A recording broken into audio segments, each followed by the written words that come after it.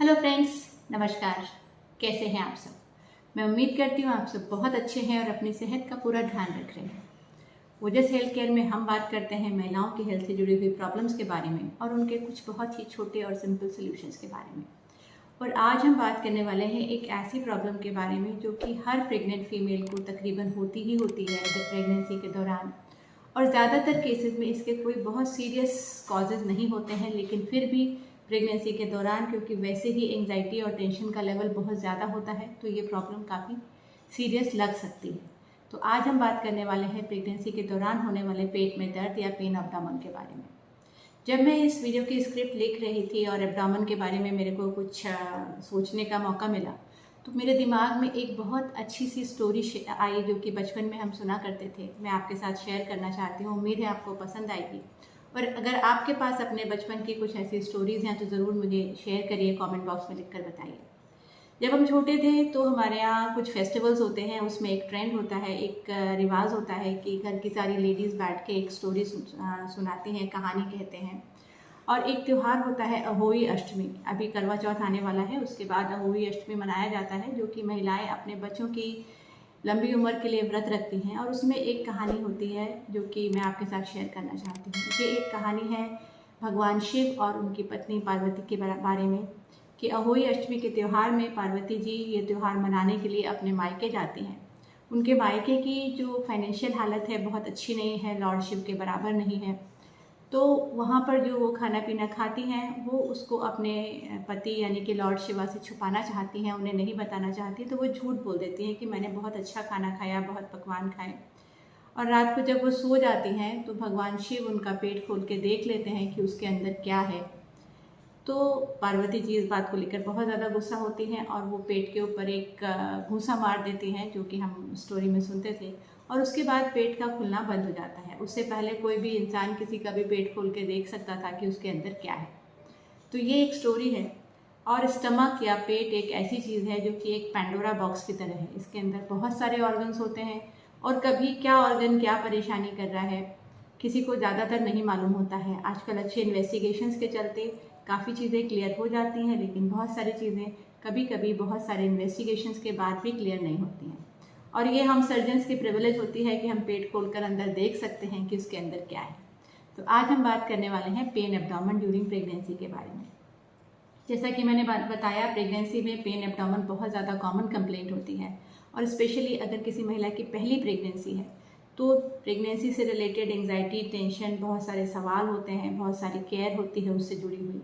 तो उसकी वजह से कभी कभी छोटे छोटे सिम्टम्स जैसे कि पेट में दर्द है या किसी को हल्का फुल्का डिस्कम्फर्ट है या कभी बहुत सारी प्रॉब्लम नहीं भी है लेकिन दिमाग में टेंशन की वजह से उनका जो परसेप्शन होता है वो प्रॉब्लम की तरह हो जाता है। तो पेट में दर्द की जो परेशानी है उसके लिए बहुत सारे कारण हो सकते हैं। पेट में आते होती हैं तो इंटेस्टाइनल कॉजेज़ हो सकते हैं, लिवर से रिलेटेड कॉजेज़ हो सकते हैं, गॉल ब्लैडर से रिलेटेड कॉजेज़ हो सकते हैं, किडनी या गुर्दों की परेशानियां हो सकती हैं, यूरेट्रिक स्टोन हो सकता है, ब्लैडर में इन्फेक्शन हो सकता है। कभी कभी कुछ एब्डोमिनल वॉल की कंप्लेंट्स होती हैं, जैसे कि जो पेट के ऊपर की मांसपेशियां हैं उनमें किसी वजह से खिंचाव आ गया। कभी कभी कोई वजह नहीं है, सिर्फ पेट में थोड़ा सा एसिड बन रहा है। तो इस तरीके की जो बहुत सारी कंप्लेंट्स होती हैं जो कि पेट में दर्द की तरह प्रेजेंट करती हैं।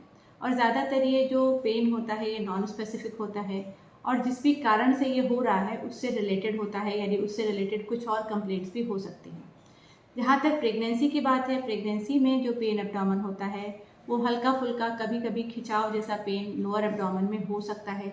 ज़्यादातर ये कुछ सेकेंड्स या 1-2 मिनट्स के लिए होता है और अपने आप ही ठीक हो जाता है। और अगर बाय चांस प्रेगनेंसी में कोई कॉम्प्लिकेशन जैसी बात है, यानी कि प्रेगनेंसी ठीक से नहीं बढ़ रही है या कोई और प्रॉब्लम है, तो ऐसे केसेस में प्रेगनेंसी के साथ होने वाले पेन में कभी कभी ब्लीडिंग एसोसिएटेड हो सकती है या कभी कभी ज़्यादा डिस्चार्ज हो सकता है। स्पेशली लेट प्रेगनेंसी में 5 महीना या उससे ज़्यादा की प्रेगनेंसी में अगर पेन है तो ये वजाइना के रास्ते थिक डिस्चार्ज या वाटरी डिस्चार्ज के साथ एसोसिएटेड हो सकता है। तो अब इस पेन को कैसे पहचाना जाए इसके बारे में आपसे कुछ पॉइंट शेयर करना चाहती हूँ। अगर ये पेन इंटेस्टाइनल वजह से है, यानी कि स्टमक या इंटेस्टाइन की वजह से है, तो ज़्यादातर केसेस में अगर एसिडिटी की प्रॉब्लम है तो खट्टी डकारें, पेट में जलन, नौजिया, वॉमिटिंग की सेंसेशन या कभी किसी ने कोई खाना ऐसा खाया है जिसकी वजह से वो रिलेट कर सकते हैं, किसी ने फास्ट फूड खाया है, ज़्यादा स्पाइसी खाना खाया है, या कोई पार्टीज अटेंड करे हैं, तो ऐसे केसेस में जो पेन है वो ज़्यादातर इंटेस्टाइनल कॉजेज से हो सकता है।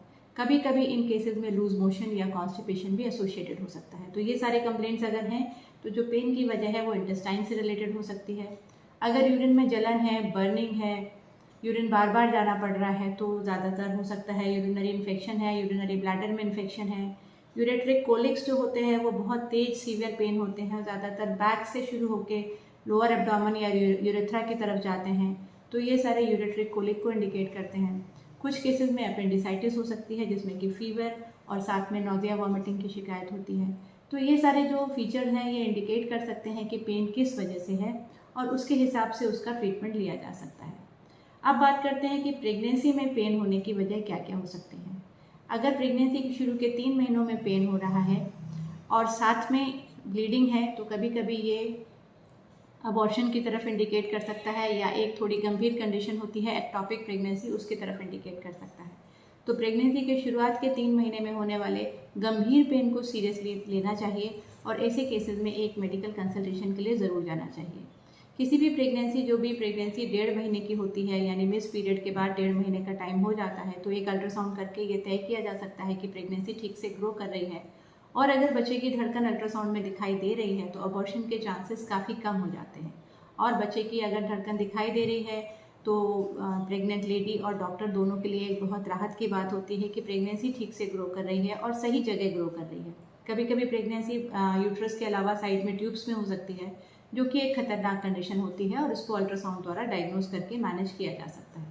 तो इसलिए अगर प्रेगनेंसी में आपको लोअर एब्डोमेन में पेन है और ज़्यादा तेज पेन है और अगर बाय चांस ब्लीडिंग के साथ एसोसिएटेड है तो ज़रूर एक इमीडिएट डॉक्टर कंसल्टेशन के लिए जाइए। इसके अलावा 3 महीने या उससे ज़्यादा की प्रेगनेंसी में अगर पेन आ रहा है और साथ में डिस्चार्ज आ रहा है तो कभी कभी ये प्री टर्म लेबर का इंडिकेशन हो सकता है, इनकॉम्पिटेंट सर्वाइकल लॉस का इंडिकेशन हो सकता है। तो ऐसे केसेस में एक मेडिकल कंसल्टेशन द्वारा इसको वेरीफाई किया जा सकता है कि क्या प्रॉब्लम है।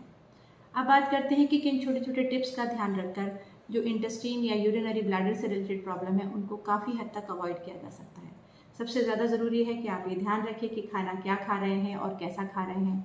हमेशा फ्रेश फूड खाने की कोशिश कीजिए, कोई भी फास्ट फूड, कोल्ड ड्रिंक्स को अवॉइड कीजिए, ज़्यादा स्पाइसी ऑयली खाने को अवॉइड कीजिए। हल्के फुल्के वॉक या एक्सरसाइज ज़रूर करते रहिए जिससे आपके खाने का डाइजेशन ठीक रहे।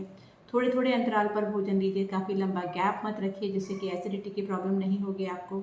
यूरिनरी प्रॉब्लम से बचने के लिए बहुत आसान तरीका है कि आप लोकल हाइजीन का बहुत ज़्यादा ध्यान रखें, पब्लिक टॉयलेट्स का इस्तेमाल करते समय बहुत ज़्यादा केयरफुल रहें और आपके जो इम्यूनिटी है उसको अच्छा रखने के लिए मल्टीविटामिन्स और अच्छे फ्रेश फ्रूट्स का सेवन करें।